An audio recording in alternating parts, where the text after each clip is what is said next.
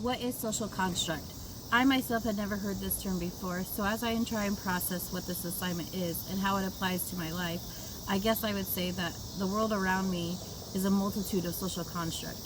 In order to decide how to apply this to my own life, I would first think, where do I fit in today's society? Socially, economically, and politically, because where you fit in society is where your social construct theory applies.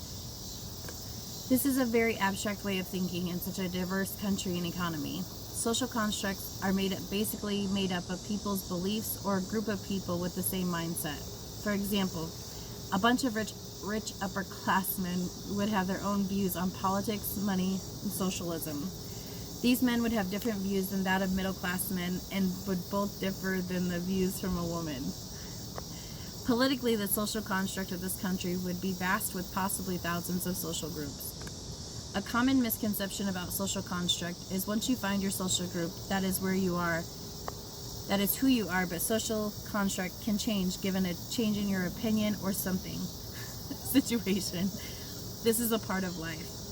Think about when you're at school, people gravitate to a certain group of friends, such as jocks, preps, emos, thugs, drugs. You choose what social group you fall into at that time.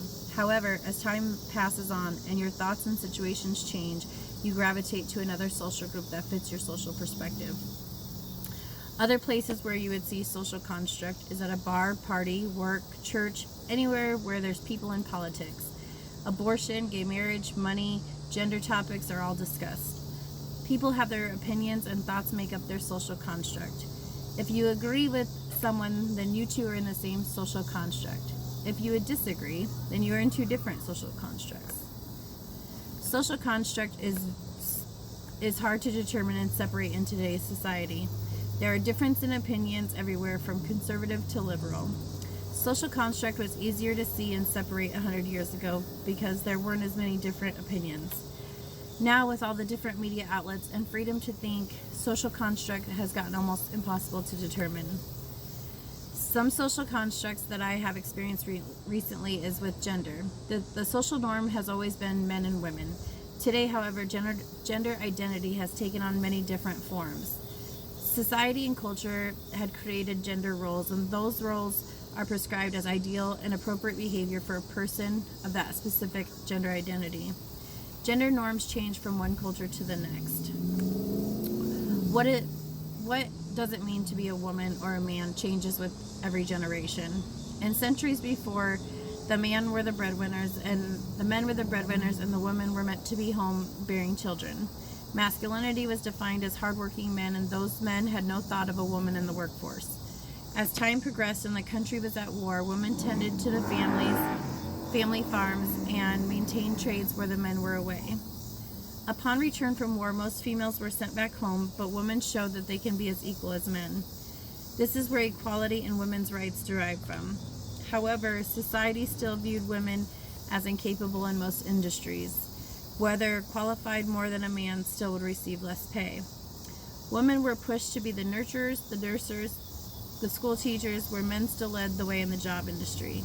However, over the last decade, gender lines have blurred, whether it was women stepping into the corporate world and working equally as hard as men. Let's take a step further and blur the lines even more with gender identity. We had the set clear standards for men and women, but now with transgender becoming more and more prevalent, leads me to believe that gender is not biological, yet it is what one identifies as, to be treated with respect to another human. Gender is one of the few ways which we still allow identity-based discrimination and segregation. I recently worked with a transgender client, and at first I seemed to ride with my coworkers when I seen him legally and her physically coming from the female restroom. What is it we're upset about?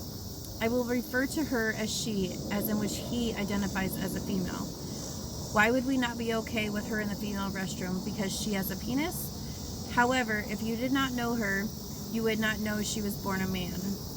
Everything about her says she is female except her legal name and the sex organ she was born with. I had never met a transgender, and honestly I was shut off from the idea. This was not the social norm in which I was raised to be accepted. The more time I spent with her and heard about why she identifies as a female was never to gain the attention from people she truly inside feels like a woman. My social construct has changed so much about gender identity since working with her. She is not a monster man that is trying to be creepy in the female restroom. She is a woman who feels out of place in a men's restroom. Gender, I think, will keep evolving in the social construct theory's minds, and as time continues to change people's minds and gender identity becomes more fluid, where we all are just humans stuck in a body, and identity comes from the souls and the minds in which we possess.